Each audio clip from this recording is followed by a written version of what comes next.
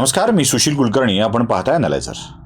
नितीन गडकरींचं ते फेवरेट वाक्य, फेवरेट यासाठी की मला ते आवडलं होतं आणि ते प्रसिद्ध यासाठी की जगालाही ते आवडलं होतं. गडकरी म्हणाले होते की चहापेक्षा किटली गरम असते. म्हणजे नेत्यापेक्षा नेत्याचा पीएच जास्त आपला रुबाब दाखवत असतो. म्हणजे गडकरी नांदेडला जात असताना कोणत्या प्लॅटफॉर्मवर गाडी घ्यायची या संबंधीची त्या पीएनं दिलेली सूचना, या सगळ्या स्वतःच्याच गोष्टी गडकरींनी सांगून चहापेक्षा किटली गरम कशी असते हे सांगितलं होतं. नेत्यांच्या राजकीय जडणघडणीत, वाटचालीमध्ये आणि त्याच्या यशापयशामध्ये त्याच्या पीएचा वाटा अधिक असतो हे नाकारून चालणार नाही. म्हणजे नेत्याची प्रतिमा जी काही लोकांच्या मनामध्ये होते ना, ती प्रतिमा त्याचा माणूसच करत असतो. मी काही छोट्या नेत्यांच्या पासून मोठ्या नेत्यांच्या पर्यंत बोलणार आहे. नेहमी वाईटच बोललं पाहिजे असं नाही, तर त्याच्या आधी काही चांगल्या घटना, चांगल्या गोष्टी पण सांगून ठेवतो. आमचे एक मित्र आहेत, म्हणजे मी मित्र मानतो, ते मला मानतात की नाही माहित नाही, आपण मित्र म्हणायला काय हरकत आहे. गेवराईचे माजी आमदार, विधान परिषदेचे सदस्य माजी झालेले अमरसिंह पंडित, ते आमचे चांगले मित्र आहेत. या अमरसिंह पंडितांचे एक पीए आहेत, अमृत डावकर नावाचे. पीए कसा असावा याचं उत्तम उदाहरण. अमृत डावकर म्हणजे तोंडात अमृतच ठेवलंय असं वाटायला लागतं. म्हणजे अगदी गोड बोलणार, काम नाही झालं तरीही आपण नाराजी व्यक्त केल्यावर डावकरांना वाईट वाटेल अशा स्वरूपात ते तुमची माफी मागणार. म्हणजे मग तुम्ही नाराजी व्यक्त करूच शकत नाहीत. इतका छान माणूस, चांगला पीए. एक अमरसिंह पंडितांच्या आयुष्यात काही चांगल्या गोष्टी असतील तर ते अमृत डावकर एक आहेत. दुसरे म्हणजे आमचे दुसरे सन्मित्र, ज्यांच्याशी आता आमचं जरा जुळवायच्या लेवलपर्यंत आलंय, ते म्हणजे धनंजय मुंडे. किती दिवस एकाच माणसासोबत वैर ठेवायचं, आणि का ठेवायचं, कारणच नाही ना काही, का ठेवायचं. जेव्हा सगळे वरचेच मिटवत असतात तेव्हा आपण कशा करता वैर ठेवा. त्यांचे पीए प्रशांत जोशी, माणूस छान. म्हणजे आपल्या नेत्याला माणसं आणून जोडायची कशी, योग्य ती माणसं, याचं कौशल्य असलेला हा व्यक्ती.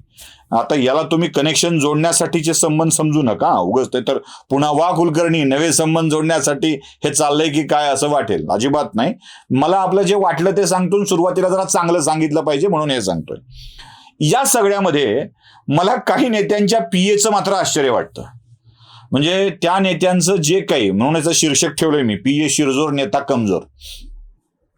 पीए शिरजोर झाला की नेता आपोआप कमजोर होतो हे लक्षात ठेवा.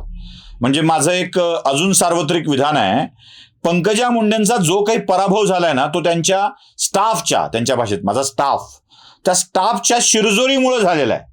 त्या किती शिरजोर आहेत मला माहित नाही, पण त्यांचा स्टाफ मात्र चांगला शिरजोर होता आणि त्या शिरजोरीमुळेच त्या पराभवाच्या वाटेवर गेल्यात, हेही नाकारून चालणार नाही. म्हणजे हे त्यांना देखील माझं जाहीरपणे सांगून झालेलं आहे. मला जाऊ दे, या लोकांच्या विषयी बोलायचं नाही आहे, माझ्या जरा वेगळंच आज मूड आहे. म्हणजे पीए शिरजोर असला की नेता कमजोर असतोच हे सिद्ध करणारी काही उदाहरणं मला तुमच्या समोर ठेवायची आहेत. म्हणजे यात कोणत्याच लोकांना मी सोडणार नाहीये. तुम्हाला अनपेक्षित असलेली नावं सुद्धा यात येणार आहेत. पहिलं आपल्या सगळ्यांचं हिट नाव म्हणजे राज ठाकरे. राज ठाकरेंचं असं आहे की असं म्हणतात, पेशवाईच्या काळामध्ये सकाळच्या वेळेला उठून स्नानादी कार्य केली जायची. म्हणजे नानासाहेब फडणवीस किंवा पेशवे असोत किंवा अजून कोणी असो, त्यांच्या दरबारातले सखाराम बापू सारखे धुरंधर असोत, हे सगळी माणसं अगोदर उठायची. उठल्यावर मग स्नान, संध्या, जेवण, मग तांबूल भक्षण, आणि मग आरामात सुपारी कात्रत कात्रत आपल्या दिवाणखान्यात येऊन मग लोकांना भेटी सुरू व्हायच्या. साधारणतः 11-12 वाजत असतील त्यावेळेला सगळ्या कार्यक्रमाला सुरुवात करायला, लोकांच्या भेटीला, नित्यक्रम सुरू करायला 11-12 वाजत असतील. इथे घोटाळा असा आहे की हे जरा वेगळं आहे. दुपारचं जेवण झालं की लोकांशी संपर्क तुटला. मग मी ते आपण नेहमी म्हणतो ना, स्टार यार कलाकार, तसं राज ठाकरेंचं आयुष्यच दुपारनंतर बदलून जातं. जे काही उठल्यापासून जेवेपर्यंत, जे जेवायला जाईपर्यंत जे काही पक्षकार्य होत असेल त्यांच्या हातून, ते नाश्ता ते जेवण याच्यामध्ये पुन्हा मात्र स्टार यार कलाकारांच्या मध्ये ते बिझी असतात, कुटुंबात ते बिझी असतात. असं असलं पाहिजे, आपापलं काही पर्सनल लाईफ असतं की नाही. या राज ठाकरेंच्या जे काही स्वीय सहाय्यक मंडळी आहेत, ऑफिशियल पीए नसतील पण पीए सारखे आजूबाजूला असतात, त्या सगळ्या मंडळींच्या शिरजोरीमुळे राज ठाकरेंच्या पर्यंत काही विषय नीट पोहोचतच नाहीत. काही नावं देखील सांगता येतील. एक सचिन मोरे आहेत, जे लोकांना त्यांच्यापर्यंत पोहोचण्यात किती मदत करतात हे मनसैनिक सांगतील. हर्षल देशपांडे नावाचे खूप जुने त्यांचे सहकारी आहेत, ते हर्षल देशपांडे सुद्धा असेच वागत असतात. दुसरे म्हणजे ज्यांचं नाव देखील त्या झेंडा चित्रपटामध्ये आलं होतं बघा, भाटे नावानं, कोणता झेंडा घेऊ हाती ते मनोज हाटे, ही सगळी मंडळी त्यांच्याकडे आहेत. याच्यात एक अनिल शिदोरे नावाचे गृहस्थ आहेत, म्हणजे संजय राऊत जसे पेड पॉलिटिशियन म्हणतो ना, पगारी राजकारणी, तसे अनिल शिदोरे हे देखील एक पेड पॉलिटिशियन आहेत मनसेमधले. त्यांना मनसेतली काही लोक प्रेमानं गुगल बाबा म्हणतात. प्रेमानं, म्हणजे उगी आकड्यात जाऊ नका, कोणी प्रेमानं गुगल बाबा म्हणतात. म्हणजे शिदोरे सकाळी गुगलवर बसतात, काही बाई शोधून काढतात आणि ते जे सापडलंय ते सगळं कार्यकर्त्यांना मार्गदर्शन म्हणून सांगत असतात. आता सैनिक तो सैनिक, त्याला गुगलचा काय संबंध, तो गुगलवर फक्त साहेबाचा फोटो नाही तर साहेबाचा व्हिडिओ बघणार, लाव रे तो व्हिडिओ म्हणायला. बाकी सगळं ज्ञान जे आहे, ज्ञान भांडार, व्हॉट्सअप युनिव्हर्सिटी, गुगल यातून घेऊन ते देत असतात. या सगळ्या माणसांच्यामुळं राज ठाकरेपर्यंत पोचणारा मनसैनिक पोचतच नाहीये. आता ज्या मनसैनिकाला मला शिव्या द्याव्या वाटतात त्यांनी माझा कमेंट बॉक्स मोकळा बिनधास्त द्याव्यात. या शिव्या त्यांच्यापर्यंत पोहोचतील, मनसैनिकांच्या पर्यंत, ज्यांनी ही सगळी माहिती मला त्यांच्या अनुभवातून दिली आहे. त्यामुळे मनसैनिकांनी शिव्या दिल्याच तर त्या त्यांच्याच भावंड असलेल्या मनसैनिकांच्या पर्यंत पोहोचतील, त्या माझ्यापर्यंत येणार नाहीत, एवढी मी काळजी घेतो आहे. त्या मम म्हणणार नाही, त्या तुम्हालाच परत, एवढं माझं म्हणणं आहे. दुसरे एक नेते आहेत उद्धव ठाकरे, ठाकरे परिवारातलेच. आता इथे शिरजोर आहे की माहीत नाही, पण तो नक्की पुरजोर आहे एवढं नक्की, मिलिंद नार्वेकर. नार्वेकर ही अशी अभेद्य वॉल आहे जी उद्धव ठाकरेंना, म्हणजे आता हे जरा उलट आहे का सुलट आहे तुम्ही ठरवायचं. म्हणजे मी राज ठाकरेंच्या पर्यंत कार्यकर्त्यांच्या भावना पोहोचू न देण्याची काळजी घेणारा त्यांचा एक सहाय्यकांचा वर्ग सांगितला, जी फायरवॉल, व्हायरस किंवा अनवॉन्टेड गोष्टी नेत्यापर्यंत पोहोचू देत नव्हत्या. ही फायरवॉल जरा अशी आहे.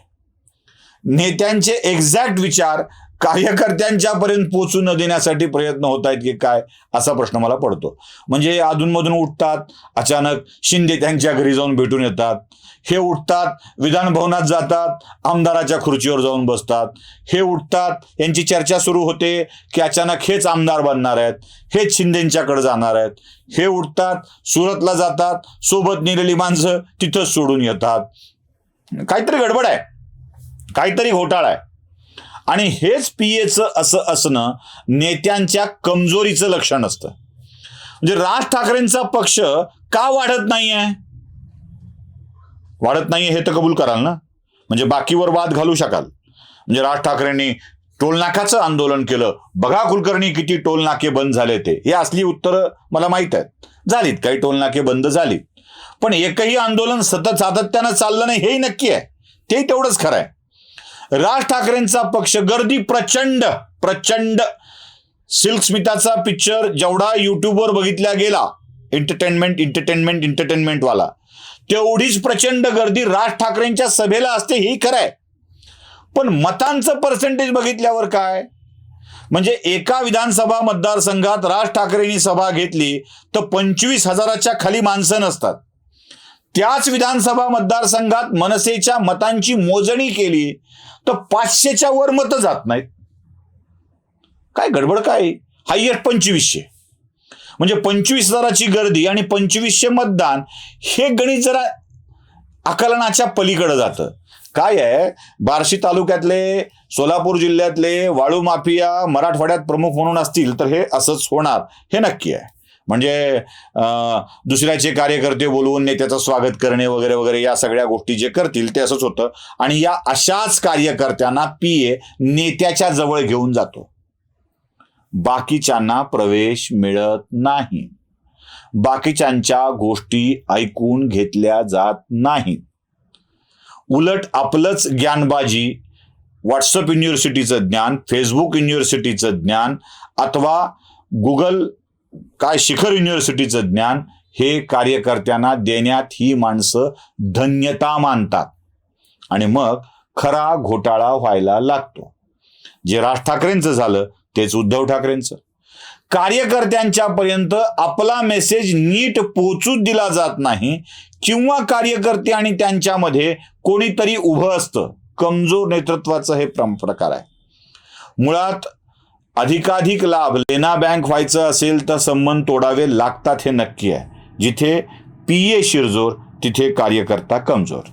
तुम्ही म्हणाल कुलकर्णी तुम्हाला काय फक्त राज ठाकरे आणि उद्धव ठाकरे दिसतात का, दुसरं कोणी दिसत नाही का? आहे थांबा, म्हणजे असं काही नाही आपलं की आपण दुसऱ्यावर बोलत नाही. काय आहे, मी जे बोलतो ते अनेक जण बघत नाहीत.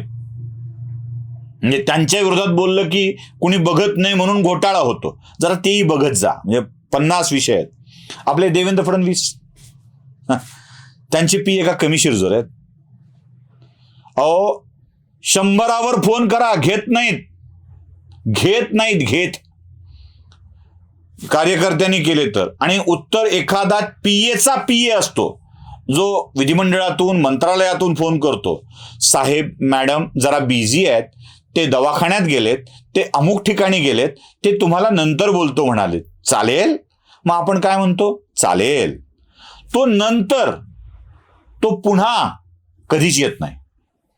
अशी असंख्य नावं सांगता येतील. जशी ही नावं सांगितली ना, म्हणजे त्यांच्याकडच्या PA मध्ये त्यांच्यासाठी असलेला फोन किंवा त्यांना केलेला फोन न उचलणारे कितीतरी नावं आहेत. कितीतरी अशी सगळी मंडळी आहेत जी चांगली पण आहेत, काही घेतात, त्यांचंही कौतुक करायला पाहिजे. आणि अशी कितीतरी नावं आहेत ज्यांना फोन घ्यायला संकोच वाटतो सामान्य माणसांचा. म्हणजे काय निधी मागणार आहे की काय असं वाटतं लोकांना फोन केला की, आणि त्यामुळं काही फोनच घेत नाहीत. हा मोठा प्रश्न आहे. काही मंत्री पण असेच आहेत हो, ज्यांच्या PAना फोन सायलेंटवर ठेवायला आवडतं. म्हणजे आपले गृहनिर्माण मंत्री अतुल सावे, त्यांच्या PAला तुम्हाला कोणीतरी फोन करतंय सांगायला एक माणूस जवळ बघावा लागतो. फोन आला होता का? माझा सायलेंटवर होता. हे साधं उत्तर. बर, तुम्हाला काय ओळखीची सही पाहिजे का? मग एक काम करा, अर्ज करा, विनंती करा, मग त्याच्या नगरसेवकाची एक सही आणा आणि मग तुमची सही केली जाईल. लक्षात ठेवा, जो प्रकार अन्य आपल्या पक्षातील नेत्यांच्या बाबत झाला आहे तोच या नेत्यांच्या बाबत सुद्धा होऊ शकतो. आणि असं घडणार असेल, PA शिरजोर होणार असेल, तर नेता मात्र कमजोर होतो. हे ज्या नेत्याच्या लक्षात येत नाही ते असे शिरजोर PA ठेवतात आणि हातालाच कमजोर करून घेत राहतात. तुम्ही सहमत असाल तर लाईक करा, शेअर करा, सबस्क्राईब करा. धन्यवाद.